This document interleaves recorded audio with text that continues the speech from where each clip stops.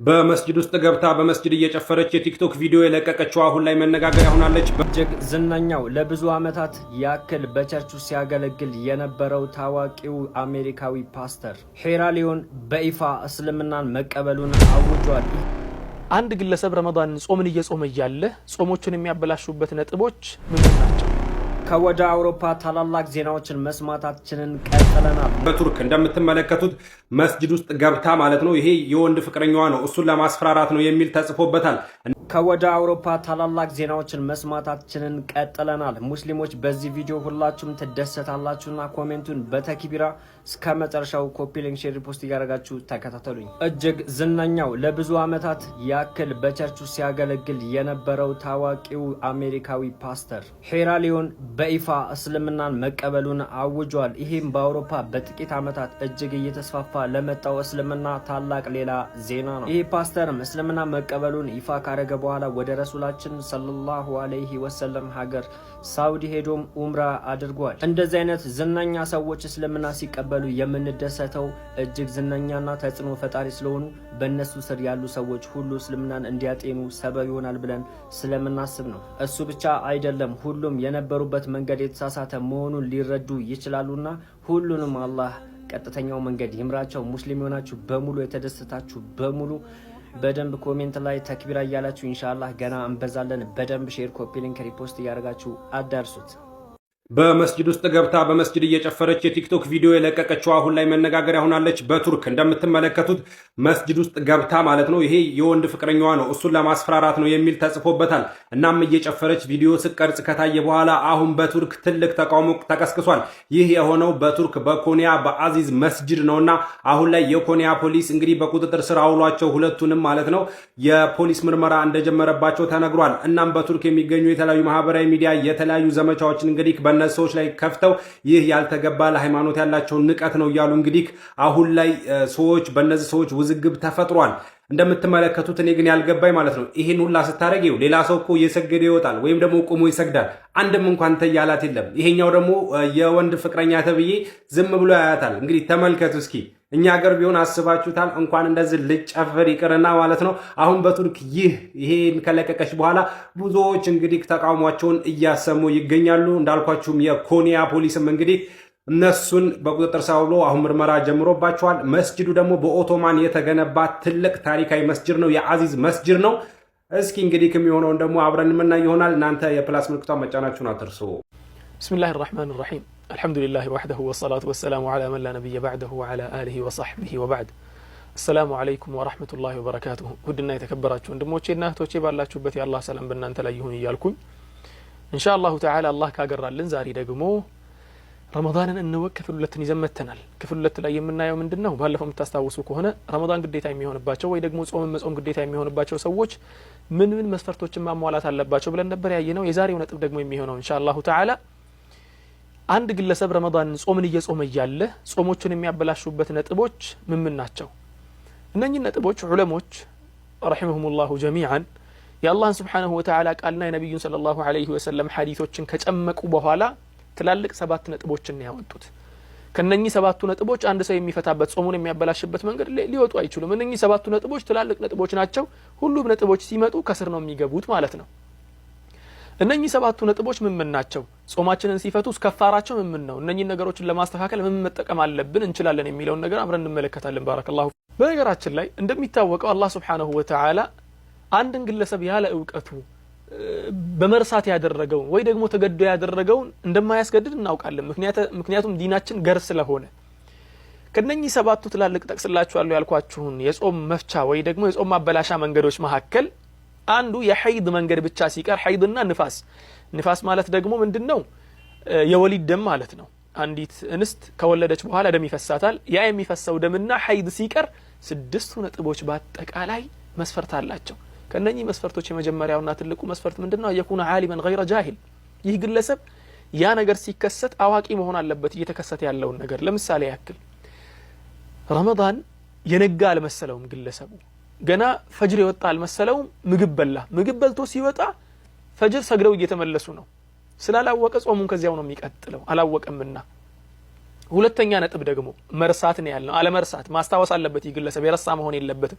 የመጀመሪያው አዋቂ መሆን አለበት ብለናል። ግለሰቡ ግን አላወቀም። የመርሳት ጉዳይ ቀኑን ሙሉ ስትጾም ነበር 10 ሰዓት ላይ እንደ ውሃ አንስተህ ከጠጣ በኋላ አስታወስክ ጾመኛ እንደሆንክ፣ ጾምህ አይበላሽም ምክንያቱም ስለረሳ።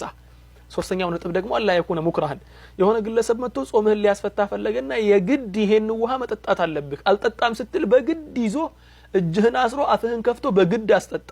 የማጠጣ ከሆነ ትን ሊልህ ይችላል፣ ልትሞት ትችላለህ፣ ጠጣኸው። ይህ ነገር ጾምህን አያበላሽብህም።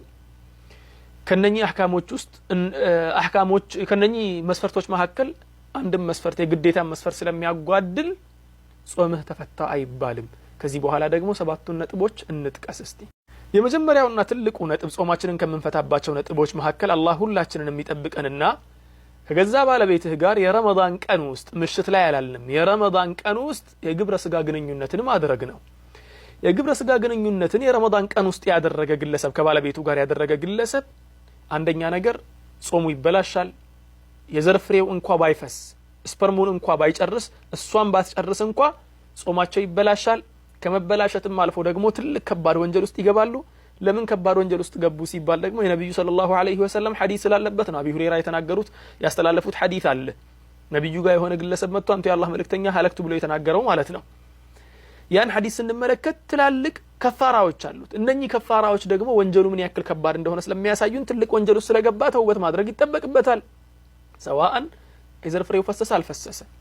ሶስተኛ ነጥብ ደግሞ ምን ማድረግ አለበት? ይህ ግለሰብ የዚያንን ቀን ጾም መቀጠል አለበት። ለምሳሌ ጠዋት 3 ሰዓት ላይ የግብረ ስጋ ግንኙነት አደረገን በላንድ ግለሰብ የግድ ቀኑን ሙሉ መጾም አለበት። ከዚያ በኋላ አይ ጾሜ ተበላሽቷል ብሎ መብላት የሚባል ነገር አይታሰብም፣ ይቀጥላል።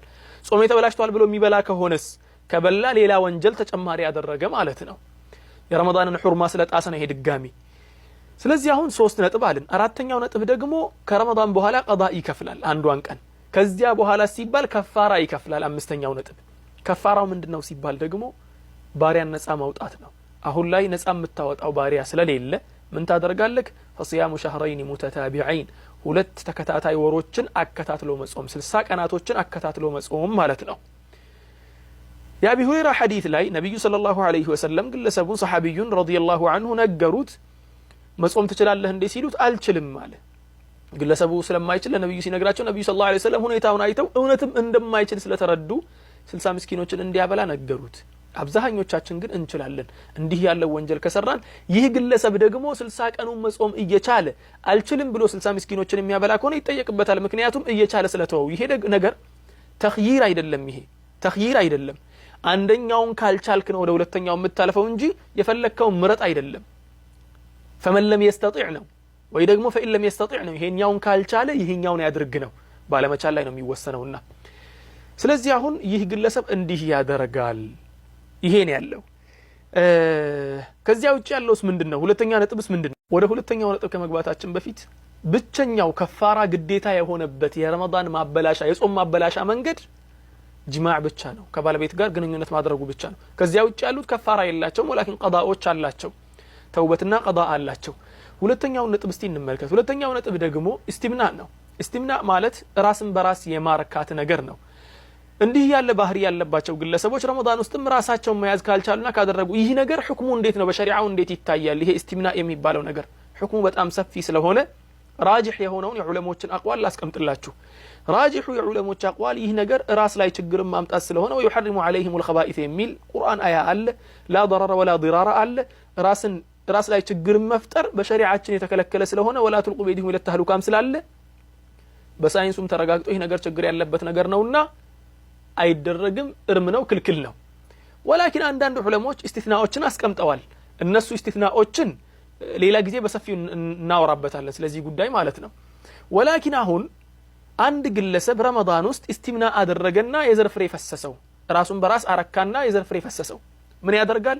አንደኛ ነገር ወደ አላህ ተመልሶ ተውበት ያደርጋል። ምክንያቱም ይህ ወር የረመዳን ወር ነው፣ የተከበረ ወር ነው። ይሄንን ወር ክብሩን ነው የጣሰው። ተውበት ያደርጋል።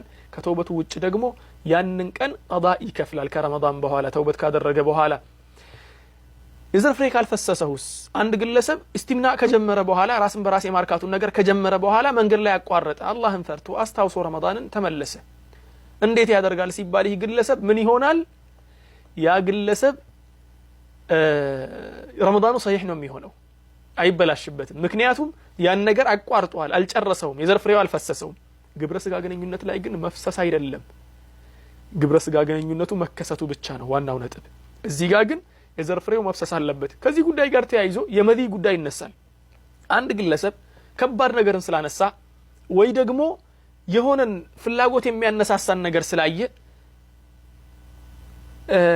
ከመንይ ቀጠን ያለ ምንም ከለር የሌለው ፈሳሽ ነገር ከፈሰሰው የሚዝለገለግ ወይ ደግሞ የሚጠባበቅ ፈሳሽ ነገር ከፈሰሰው መዚ ይባላል ያ መንይ አይደለም መዲ ነው ያ መዲ ከፈሰሰው ምን ያደርጋል መዲ ከፈሰሰው የሚያደርገው ምንድነው ሲባል ጾሙ አይበላሽበትም እስቲንጃ አድርጎ ያ ነገር የነካው ነው ፈሳሹ የነካውን ነገር አጥቦ ነጂሱን ቦታ ማለት ነው ህይወቱን መቀጠል ነው ወላኪን ከሙስሊም ምን ይጠበቃል ከሙስሊም የሚጠበቀው አንደኛ የረመዳን ቀን ውስጥ ከባለቤት መራቅ ነው የሚጠበቀው በተለይ ፍላጎታቸው የሚንር ሰዎች ራሳቸውን ስለ ፍላጎታቸው የሚያውቁ ሰዎች ባለቤቶቻቸውን መጠንቀቅ አለባቸው ረመዳን ውስጥ አይ እንትን ብዬ ነው አይሰራም ሁለት ወርን አካታተለ ነው የምትጾመው ማለት ነው ወይ ደግሞ ሁለት ወርሽን በመካታተል ነው የምትጾመው ይሄ ነገር ደግሞ ወንድም ብቻ አይደለም የሚመለከተው በነገራችን ላይ ሴቷን ይመለከታል ኢላ የተገደደች ካልሆነች በስተቀር እሱንም ተገዳ እስከ መጨረሱ ድረስ መገደድ ነው አለበለዚያ ግን ሳትገደድ ከሆነ ላ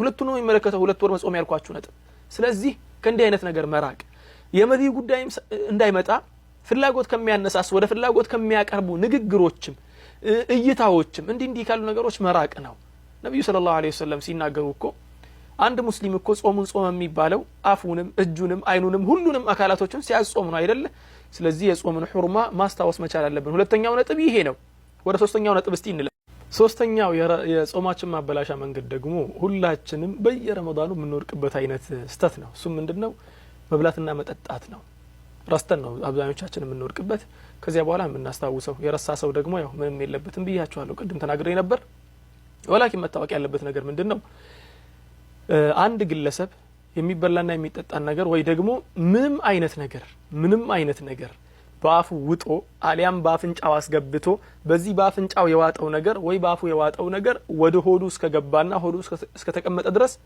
ወደ ሆዱ ከገባ خلاص አለቀ ጾሙ ተበላሽ ነው የሚባለው ይሄ ደግሞ የህክምና እንትኖችን ይመለከታል እንደ ገመድ አድርገው አስገብተው ውስጥን የሚቀርጹበትን ላሱን አይመለከትም የሚበላ የሚጠጣ የሚዋጡ ነገሮችን ያልኳችሁ እነኚህ ለምርመራ የሚደረጉ ነገሮች እነሱ ሌላ ሁክም አላቸው እሱን ኢንሻአላሁ ተዓላ በቀጣይ ቪዲዮ ላይ የምንመለከተው ይሆናል ማንኛውም ባፍና ባፍንጫ የሚወሰድ ወደ ሆድ የሚገባ ነገር ጾምን ያበላሻል ሶስተኛው ይሄን ይመስላል ወደ አራተኛው እንለፍ ኢንሻአላህ